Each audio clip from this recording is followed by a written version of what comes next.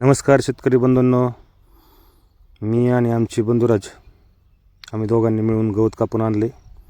पण ते मॅटर असं आहे की ती करायचं आम्हाला अर्ध कारण की आम्ही मिळून कापले. त्यांना म्हणलं तुम्हीच करा प्लॅनिंग काय करायची तशी. तसं ठरल्याप्रमाणे त्यांनी आम्हाला गवत अर्ध करून दिलं.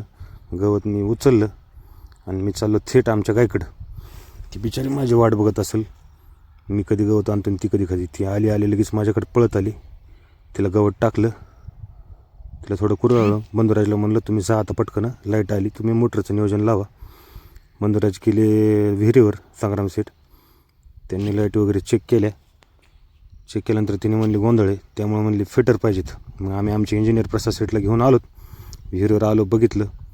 प्रसाद सेठला म्हणलं नेमकं काय विषय, तुम्ही जरा थोडं बघा. प्रसाद सेठ गेली मग पुन्हा खोक्याकडं.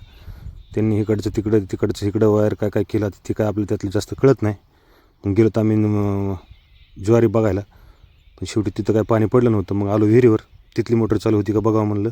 तिथं काही हिशोब जुळा नाही. मग आलो तळ्यावर आल्यावर बघितलं तर तिथं काही नियोजन जुळा ना. शेवटी मग MSCBला फोन केला, म्हणलं काय होतं का नाही साहेब बघा, इंजिनियर साहेबाला फोन करून. त्यात काही झालं नाही विषय. शेवटी आलो दुपारच्या 2:30 वाजता. बघा आता हे सकाळचं जेवण आत्ता चालू.